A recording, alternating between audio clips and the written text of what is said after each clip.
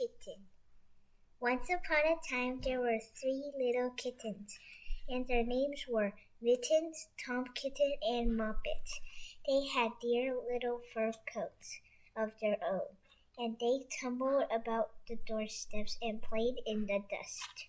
But one day their mother, Mrs. Tabitha Twitchit, expected friends to tea, so she fetched the kittens indoors to wash and dress them before the fine company arrived. First she scrubbed their faces. This one is Moppet. Then she brushed their fur. This one is Mitten. Then she combed their tails, and whiskers. This one is Tom Kitten. Tom was very naughty and he scratched. Mr. Tabitha dressed Moppet and Mittens in clean pinafores and tuckers. Then she took all sorts of injured and uncomfortable clothes out of the chest of drawers in order to dress up her son Thomas. Tom Kitten was very fat. He had grown, several buttons burst off. His mother sewed them back on. When the 3 kittens were ready, Mrs. Tabitha unwisely turned them into the garden to be out of the way while she made butter toast. Now keep your frocks clean, children. You must walk on your hind legs to keep away from dirty ash pit, and from Sally Henny Penny, and from the pigs and the puddle ducks. Moppet and Mittens walked down the garden path unsteadily. Presently they trod up their pinafores and fell on their nose. When they stood, there were several green smears. Let us climb up on the rockery and sit on the garden wall, said Moppet. They turned their pinafores back and front with Moppet. A skip and a jump, Moppet's white tucker fell into the road. Tom Kitten was quite unable to jump when walking upon his hind legs in trousers. He came up to the rockery by degree, breaking the ferns and shedding buttons right and left.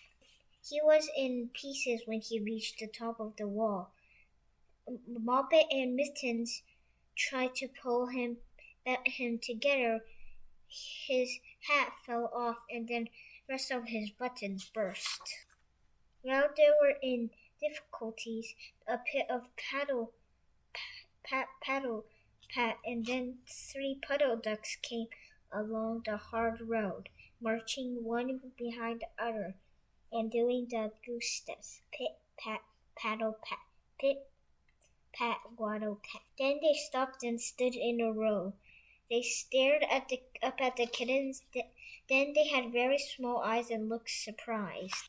Then the 2 duckbirds, Rebecca and Jimina Puddle Duck, picked up the hat, tucker, and put them on.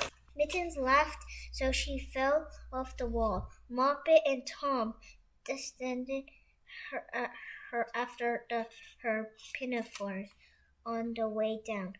Come, Mr. Drake Puddle Duck, said Moppet. Come and help us dress him and button Tom.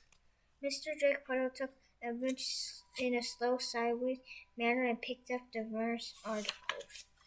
He put them on himself. They fitted even worse than Tom Kitten. And it's a very fine morning, said Mr. Drake Puddle Duck. And Gemna and Rebecca Puddle Duck set off the road, keeping step. Pit, pat, paddle, pat, pit, pat, waddle. Then Tabitha Twitchit came down in the garden and found her kittens on the wall with no clothes. She pulled them off the wall and smacked them and took them back to the house. My friends will arrive in a minute. You are not fit to be seen. I am afraid, said Mrs. Tabitha Twitchit. She sent them upstairs. I am sorry to say, she told her friend, that they were in bed with the measles, which was not true. quite the contrary. They were not in bed, not in the least. Somehow there were very extraordinary noises overhead, which disturbed the dignity and repose of the tea party. And I think some day I shall have to make another larger book to tell you more about Tom Kitten. As for the puddle ducks, they went into a pond. The clothes all came forward directly because there were no buttons. And Mr. Drake Puddle Duck and June and Rebecca have been joking for them ever since. The end.